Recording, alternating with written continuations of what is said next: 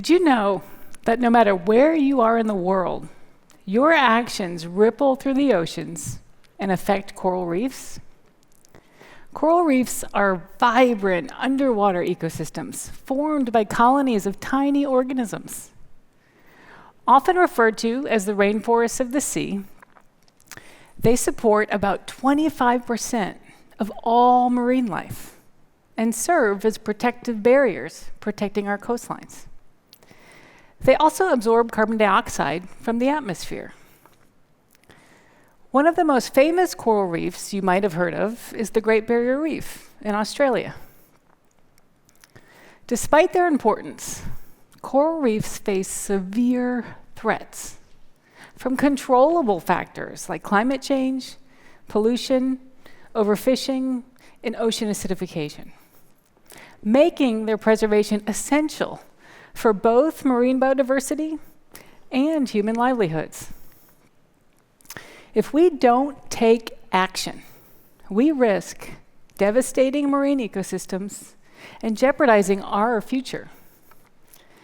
As a marine biologist, I have learned that when you truly care about something, you take action. My goal today is to help you care about coral reefs and to introduce you to some truly amazing creatures that just might steal your heart. Welcome to the vibrant world of coral reefs. As we dive in, you'll easily spot the larger, more obvious inhabitants like colorful corals and sponges, a dazzling array of fish, sea stars, sea cucumbers. Of course, there's Gary from SpongeBob and Peach from Finding Nemo. They also live on coral reefs. But if you look a little closer, you'll discover a hidden universe of life. There are millions of unseen organisms that often go unnoticed, like fascinating sea squirts, nudibranchs, countless worms, crabs, shrimp, even tiny bacteria. These remarkable organisms play essential roles in their ecosystem, even if most people have never heard of them. In fact, many of these species are yet to be described, meaning even the scientists who study coral reefs might not know they're there.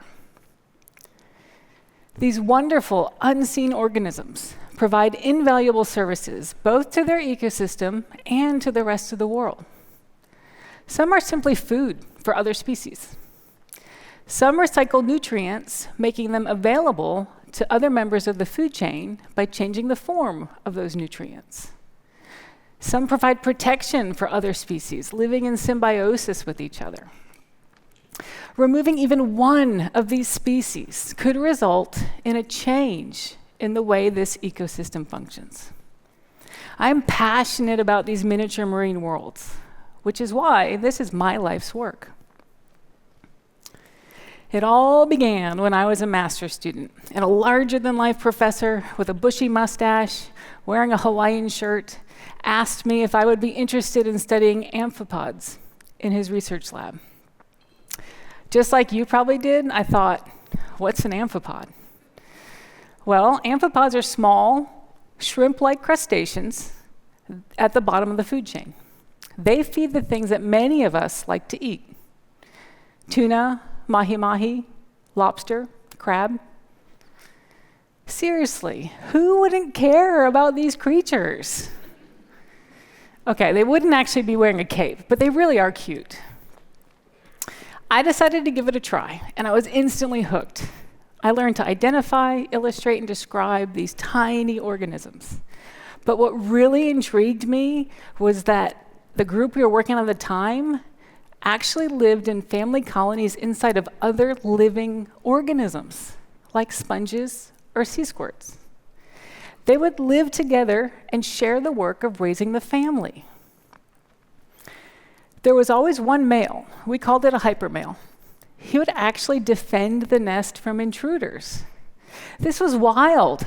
All I could think of was Dr. Seuss's book, Horton Hears a Who.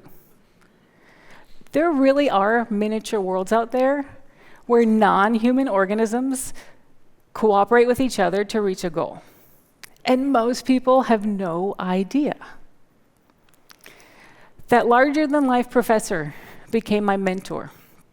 And since that day, I have been identifying, illustrating, and describing new species of amphipods, with the hope that one day we will truly understand the diversity of the ocean. I'm like an amphipod detective, identifying the suspects and letting everyone know who's there. It's exciting to know that I'm playing a role in understanding the diversity and importance of these organisms. Cool, right?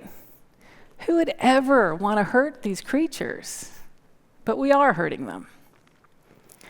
Many years ago, while living in coastal Mississippi, I was talking with a friend who took the last sip of his disposable pop bottle, threw it over the fence into the forest. I must have had a terrified look on my face because he said, "What? It'll just go away, right?" Well, yes, it'll go away in the form of small plastic pieces that will get buried or end up in the ocean. Maybe you've heard of the Great Pacific Garbage Patch. It's a giant patch of plastic debris that has accumulated in the Pacific Ocean. Plastic that primarily comes from land-based sources, coastal activities, marine debris, industrial waste. It's essentially a floating island of garbage. This is worrisome. Plastics floating in the ocean can actually spread bacterial and viral infections to highly susceptible coral species around the world. But what might be more worrisome is what happens to that plastic floating in the ocean. It breaks apart into microplastics, small, microscopic plastic fibers, small enough for microscopic organisms to ingest. Amphipods collected from the deepest part of the ocean, the Challenger Deep in the Mariana Trench, at about 10,000 meters or 36,000 feet, were found with microplastic fibers and fragments in their guts. One species of amphipod from the Mariana Trench was actually named Eurythes plasticus in an attempt to draw attention to plastic pollution in the ocean. Plastics can be transferred throughout the food chain, causing hazardous chemicals to accumulate in organisms, just as we know that heavy metals like mercury can accumulate. If our coral reefs aren't doing well, it's more likely that the associated microorganisms, i.e. food, aren't doing well, which can potentially lead to the collapse of the entire ecosystem. Are you starting to worry about these organisms and the effect plastic is having on them? They are too. But plastics aren't the only problem. A properly functioning ocean absorbs carbon from the atmosphere, which today mostly comes from burning fossil fuels. But too much carbon will lead to a problem for any crunchy species like corals or crabs. Too much carbon means too much carbonic acid, which means these organisms cannot build their skeletons. Imagine your bones not supporting your body. It would be hard to be your best self. The upside to carbon entering the ocean from the atmosphere is that this actually regulates air temperature, keeping the air cooler, mitigating climate change. The downside to this is that ocean temperatures then rise, affecting marine life. Many species that can move efficiently, like squid, tuna, and sharks, can simply move to new areas, cooler parts of the ocean. But many species, like coral, amphipods, or other small invertebrates, will be stuck to deal with the rising temperatures, which has effects on things like reproduction and growth. Even if species are moving to new areas, this will have impacts on the consumer resource ratio.